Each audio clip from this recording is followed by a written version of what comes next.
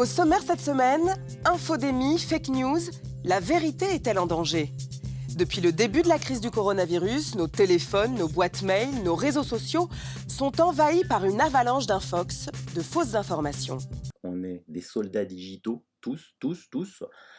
Mais par contre, c'est intéressant de voir que, vous voyez, on a un impact, et c'est pour ça qu'ils s'attaquent à moi. Parce qu'on a un impact bien supérieur sur Internet que ces chaînes de télé, ces journaux, ces radios.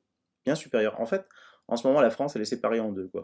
Ceux qui sont collés devant leur écran de télé ou qui écoutent leur poste de radio ou lisent les journaux mainstream, et ceux qui sont sur le net. Les deux mondes ne se rencontrent plus. De toute façon, le champ informationnel de quelqu'un qui est devant BFM, TF1, France 2 depuis des mois, c'est fini, quoi. Il ne peut plus accepter, il va aller sur le net, il va dire c'est qui, c'est fada, quoi. Hein.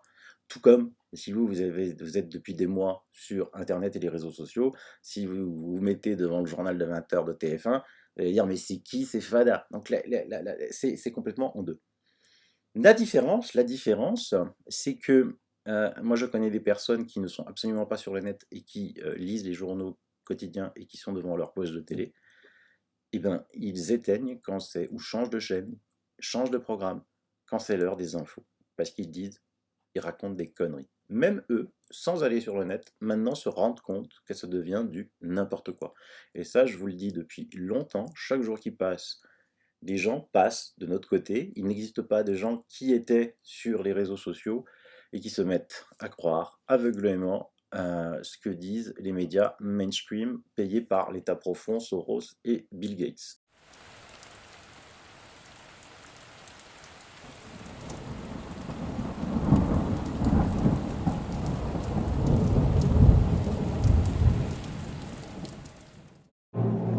Ici, Londres. Les Français parlent aux Français. Veuillez écouter tout d'abord quelques messages personnels. Les sanglots longs des violons de l'automne. Je répète, les sanglots longs des violons de l'automne blessent mon cœur d'une langueur monotone. Je répète, blessent mon cœur d'une langueur monotone.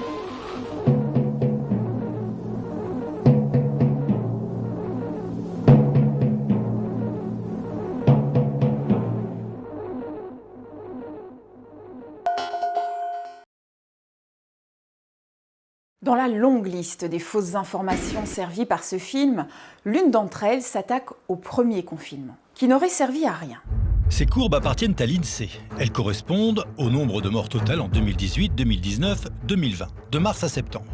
Le virus a donc particulièrement sévi du 15 mars au 15 avril, période où nous étions tous confinés grâce à une mesure historique censée ne pas faire apparaître cette courbe. Ce qui n'est pas dit dans ce film, pourtant, c'est que la plupart des décès interviennent en moyenne 3 semaines après la période de contamination.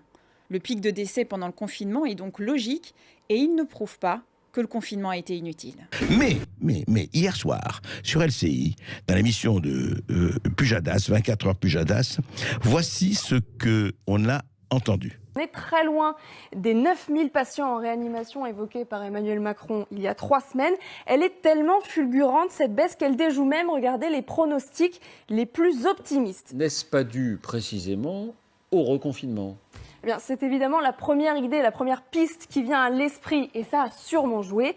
Mais regardez, reprenons le nombre de contaminations quotidiennes. Le pic a été atteint le 2 novembre, soit le 4e jour seulement du confinement. C'est beaucoup trop court pour que cette baisse soit directement liée au confinement. Cette hypothèse ne tient donc pas. Alors, quid du couvre-feu? C'est la deuxième hypothèse, parce que dans certaines métropoles, il a eu un réel effet. Exemple, à Paris, la baisse a commencé le 27 octobre, 10 jours après le début du couvre-feu, mais ça marche aussi pour Lille ou pour Saint-Étienne. Sauf que dans certaines métropoles qui pourtant ont échappé au couvre-feu, les contaminations ont là aussi baissé dès la fin du mois d'octobre. Donc là non plus, l'hypothèse du couvre-feu ne tient pas complètement. Quoi Quoi Qu'est-ce qui se passe là? Qu'est-ce qui se passe? LCI n'est pas une chaîne gauchiste ou oppositionnelle ou contestataire, une chaîne d'information. Qu'est-ce qui se passe? Alors on nous dit, hein, si je reprends ce qu'a dit la journaliste, la baisse des contaminations, la baisse du pic, la baisse avérée du pic d'ailleurs, même Olivier Véran l'a constaté, enfin elle a dit. Donc elle se passe au 4e jour, c'est-à-dire ça ne peut pas être dû au confinement. Et alors mieux que ça, avec les eaux usées, on voit que c'est dès le premier jour que ça a baissé très fortement. Et là, c'est le premier jour, même pas du confinement, mais du couvre-feu. Alors, attention, il y a un problème là. Et là-dessus s'ajoute un rapport qui vient de paraître par l'Institut de recherche biomédicale et d'épidémiologie du sport, qui dit ceci: A matter of vulnerability, sur la mortalité du Covid-19. Le rapport vient de sortir et le professeur Jean-François Toussaint, qui est directeur de l'Institut de recherche biomédicale, va nous en parler. Bonjour, professeur Toussaint. Bonjour. Alors, vous avez écouté effectivement ce qu'ils disaient hier sur LCI, mais vous, votre rapport, enfin le rapport fait par l'Institut de recherche biomédicale, dit, eh bien, il n'y a pas de lien. Il n'y a pas de lien entre le confinement et la baisse des contaminations, des hospitalisations, etc. Dites-nous. Il n'y a non seulement pas de lien de causalité, mais comme je vous le disais, il n'y a pas d'association. C'est-à-dire, en amont même de ces facteurs de corrélation, le fait qu'on ne retrouve pas d'association entre le taux de mortalité finale au bout des 9 premiers mois de la pandémie et la décision qui a été prise. J'en veux pour preuve, par exemple, le Pérou, qui a été celui qui a eu l'intensité de confinement la plus importante et qui a en même temps le taux de mortalité le plus élevé de toute l'Amérique du Sud. À l'inverse, la Corée du Sud n'a pas utilisé le confinement, elle a un taux les plus faibles au niveau mondial. We in the World Health Organization do not advocate lockdowns as a primary means of control of this virus. The only time we believe a lockdown is justified is to buy you time to reorganize, regroup, rebalance your resources, protect your health workers who are exhausted. But by and large, we'd rather not do it. Autre fausse information, elle vise une fois encore la façon dont les autorités ont géré cette crise. Un extrait du film laisse croire que le coronavirus a poussé le Canada à faire construire des camps d'internement. Où ces camps seront-ils construits? Combien de personnes seront-elles détenues? Et pour quelles raisons des personnes seraient-elles gardées dans ces camps d'isolement? La réalité est bien différente. Selon Radio-Canada, ce député parle en fait des centres, généralement des chambres d'hôtel, où sont placés pendant 14 jours les voyageurs entrant sur le territoire s'ils n'ont pas d'endroit où s'isoler. Même le gouvernement a dû démentir la rumeur à propos de ces camps.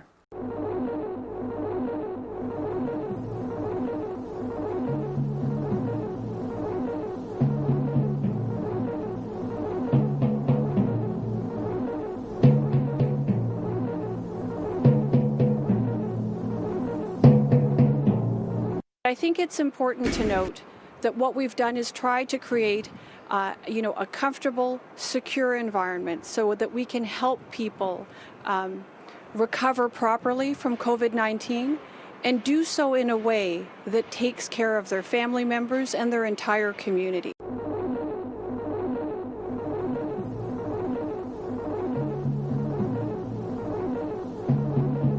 The facility will be the first of its kind in Canada, but others like it have been operating in several U.S. cities as well as China throughout the pandemic. A new COVID-19 shelter in the valley. The facility built by the Southern Nevada Health District has nearly 30 beds. Now, it's not for people who need hospital treatment. Instead, it's specifically designed for people who have the virus but don't have a place to isolate safely. Again, it's very important to isolate yourself when you are COVID positive. That way you can prevent the transmission of the virus to other people.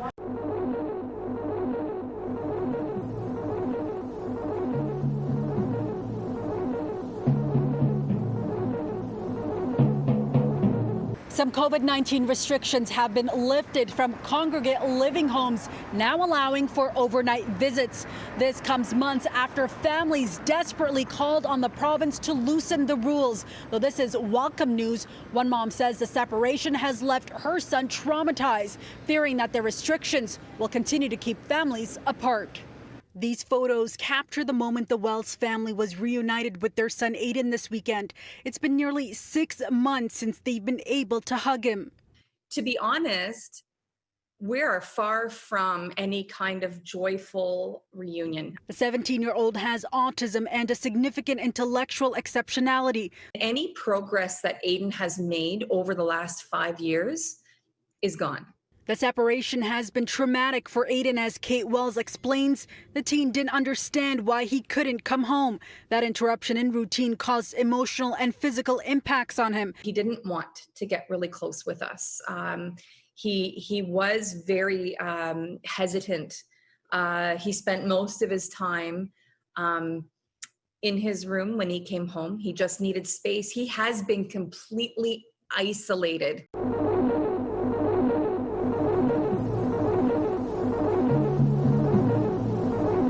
Je souhaite que le gouvernement et le Parlement prévoient les conditions pour s'assurer de l'isolement des personnes contaminées, y compris de manière plus contraignante. Tout le monde s'interroge sur l'isolement contraignant. Le gouvernement ne veut pas apparaître comme celui qui est à la manœuvre sur quelque chose qui pourrait être perçu par les Français comme une restriction de leur liberté publique. Ce dossier, qui est un peu une patate chaude, ils essaient de le transmettre au Parlement et ils espèrent que les oppositions vont s'en saisir d'elles-mêmes. Le groupe Agir, donc, qui représente l'aile droite de la majorité, qui s'est sacrifié, qui a décidé de rédiger une proposition de loi dont on a pris connaissance ce mercredi en fin de matinée. Il y a 2 articles importants. Un côté carotte, c'est-à-dire que les personnes qui accepteraient de se mettre à l'isolement pour une durée maximale de 14 jours recevraient 30 € de gratification par jour d'isolement. Et le côté bâton, c'est une amende dissuasive de 1 500 € montée à 3 000 € en cas de récidive. Isolé, y compris, a-t-il dit, de manière plus contraignante, c'est-à-dire ? Ça veut dire qu'aujourd'hui, quand vous êtes diagnostiqué positif, il faut que vous respectiez un isolement. La réalité, c'est qu'aujourd'hui, dans la loi française, vous ne pouvez pas contraindre un malade à s'isoler parce qu'il est malade, et que jusqu'à maintenant, dans la gestion de cette épidémie, on a parié sur la confiance, la responsabilité de chacun. Et je vais vous dire, dans une grande majorité, très grande majorité, les Français, ils sont responsables.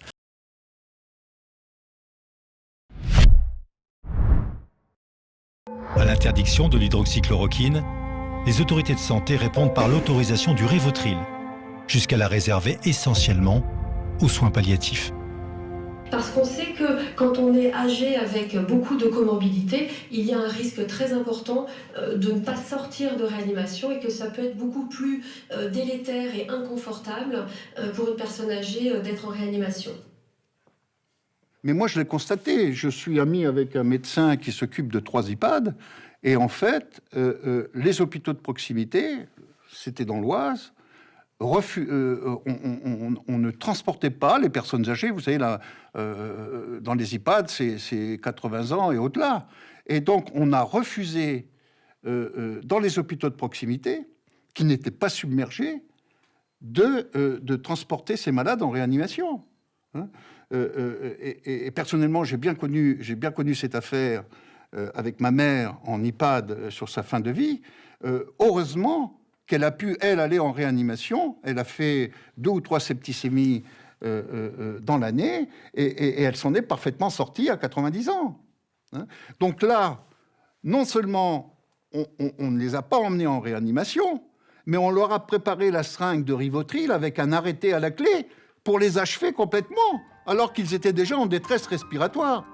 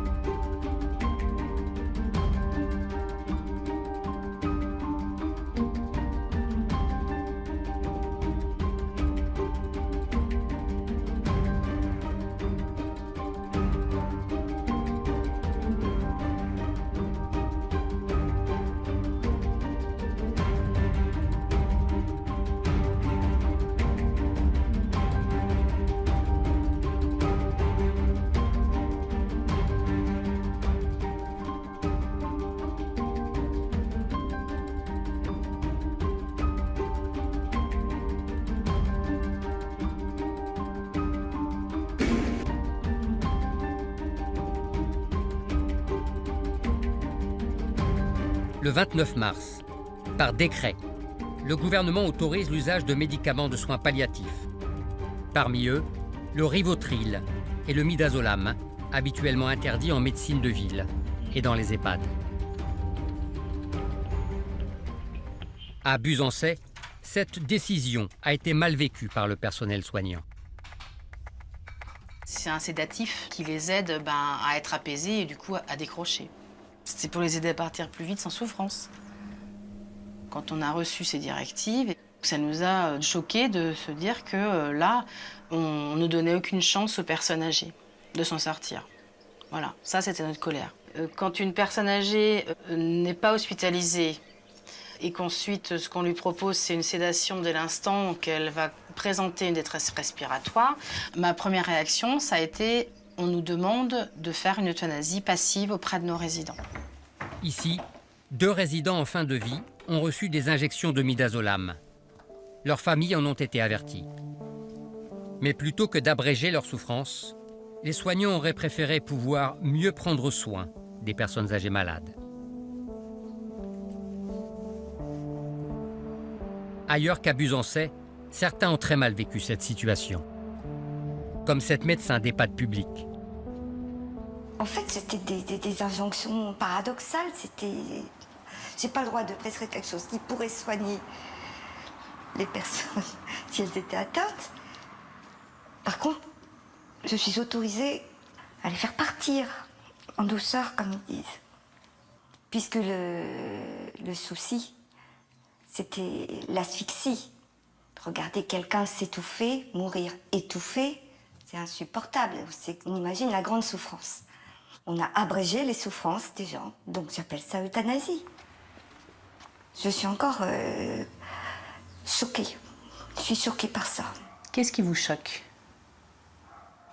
Qu'on ait osé nous demander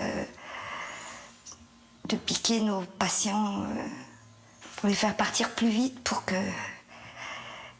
C'est insupportable. C'est un sentiment d'horreur.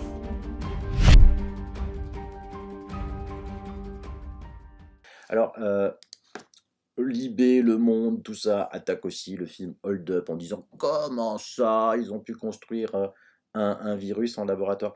Alors, je voudrais vous dire d'abord à Libé, au Monde et tout ça, ceux qui m'attaquent, que je ne réfute pas du tout l'existence du Covid. Toutes mes émissions le démontrent. Le Covid, il est là et bien là.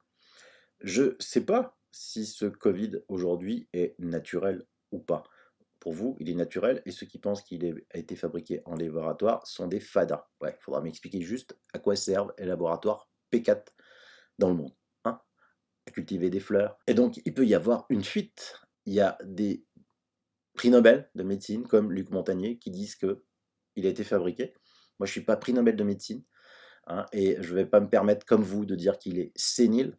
Il a toute sa tête, cet homme-là, il a tout mon respect, cet homme-là. De plus, maintenant, il y a de plus en plus d'articles qui sortent en disant « et si, il était artificiel ». Mais on va remonter Internet à de la mémoire, je vous le dis toujours, en 2012. La une de Science et Avenir, à moins que Science et Avenir, c'est un magazine facho, extrême droite, complotiste. On a créé le virus le plus dangereux du monde. Pourquoi les chercheurs ont manipulé ce mutant de la grippe H5N1 ? Comment éviter qu'il s'échappe du laboratoire ? Ce genre d'entreprise n'aurait pas dû être mené, dit Luc Montagnier, prix Nobel 2012. 2012. Ici, dans Le Parisien, 5 mai 2013, un virus inquiétant créé en Chine. Des chercheurs chinois ont fabriqué un virus hybride de la grippe aviaire très dangereux. Des scientifiques tirent la sonnette d'alarme. Alors vous dites quoi, la Libé, Le Monde ? On est complotiste parce qu'on dit qu'il y a des virus qui sont créés en laboratoire, alors qu'il y a des articles de presse qui le démontrent et tout le monde le sait. C'est pas vous qui avez l'air un peu...